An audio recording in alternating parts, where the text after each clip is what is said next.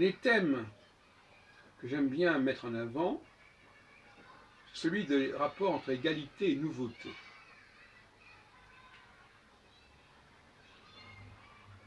Le paradoxe, c'est que pour garantir l'égalité au sein d'une population, il faut générer de la nouveauté.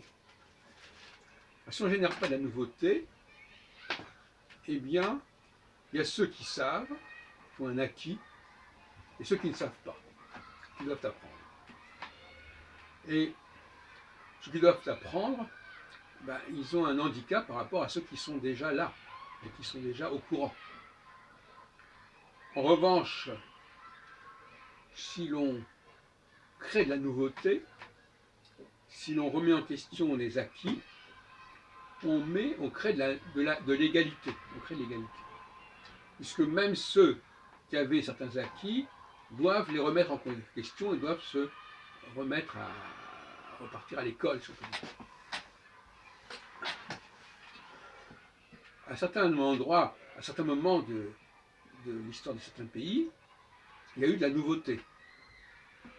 C'est-à-dire des choses qui ont changé radicalement, un nouveau régime, en opposition à l'ancien régime. Cette nouveauté permettait une certaine égalité. Je pense aussi, par exemple, à Israël. Enfin, pas Israël, l'État d'Israël, mais ce qui a précédé l'État d'Israël, c'est-à-dire les 25 années qui ont précédé, dans le foyer juif en Palestine, sous mandat britannique, eh bien, les nouveaux immigrants, ils devaient tous apprendre une langue qu'ils ne connaissaient pas, à savoir l'hébreu, qu'ils ne pratiquaient pas. Et donc, il y avait une égalité, même entre les parents et les enfants. Ça aussi, c'est un problème. Donc, une société qui ne se renouvelle pas génère de l'inégalité.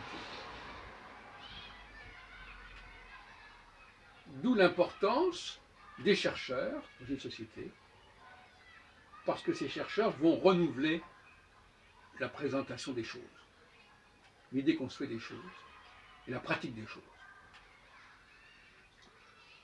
Alors que, lorsqu'il n'y a pas de chercheurs, on est dans la stagnation, on est dans la sclérose, et par conséquent, on est dans l'inégalité. Il y a ceux qui savent déjà, ceux qui sont qui ont déjà des automatismes dans le domaine en question, et puis ceux qui débarquent. Et ça, c'est malsain. Donc l'inégalité est un symptôme d'un dysfonctionnement. Dysfonctionnement, c'est que la société ne se renouvelant pas ses outils, ses réflexions, ses savoirs, eh bien, il se constitue des rampes de situation. C'était bien fâcheux. La Révolution française, par exemple, liberté, égalité, ça faisait sens parce que beaucoup de choses avaient changé. Et avaient changé pour tout le monde.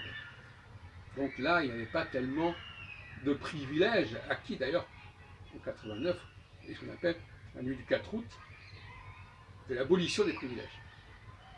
Et l'inégalité, c'est le maintien des privilèges. L'égalité, c'est que ces situations acquises ne fonctionnent plus.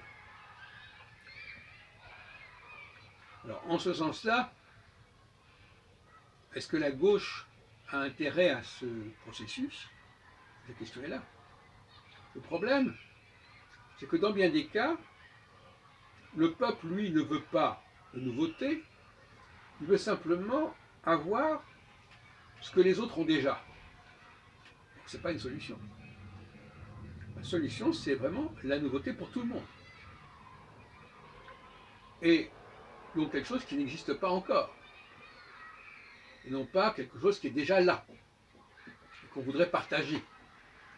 La véritable égalité, c'est celle du partage de choses nouvelles, et non pas du partage de choses anciennes. C'est tout à fait différent. Que les choses nouvelles, c'est que tout le monde doit s'initier, tout le monde doit apprendre. Et en ce sens-là, on est tous égaux dans l'ignorance. Et c'est pourquoi l'élite intellectuelle peut faire alliance en quelque sorte avec le peuple de base, en ce que l'élite intellectuelle va créer une instabilité quelque part qui va générer de l'égalité. Alors qu'au milieu, les petits bourgeois, si on peut dire, qui correspondent à cette planète intermédiaire, dont je parle par ailleurs, qui est Jupiter, par rapport à Mars et Saturne, au milieu, il y a une espèce de marais, de centre, qui lui veut perpétuer la situation actuelle. On peut réformer comme ça sur les marges, mais veut maintenir les choses en état et ne met pas en priorité la nouveauté. Or, les gens d'en bas, justement, ce qui les caractérise, c'est qu'ils sont parfaitement capables de se mettre au parfum, de se mettre au courant, en tous les sens du terme. Donc, par conséquent, la nouveauté, ça ne les gêne pas, parce qu'ils ont une forte capacité d'adaptabilité, d'adaptation considérable. D'où une alliance entre le peuple et les élites, contre la classe moyenne, qui, elle, finalement, est conservatrice et inégalitaire. Elle veut bien partager, mais ça va créer une situation où il y a ceux qui ont déjà, et puis ceux qui viennent, et qui vont devoir apprendre des choses que les autres ont déjà apprises.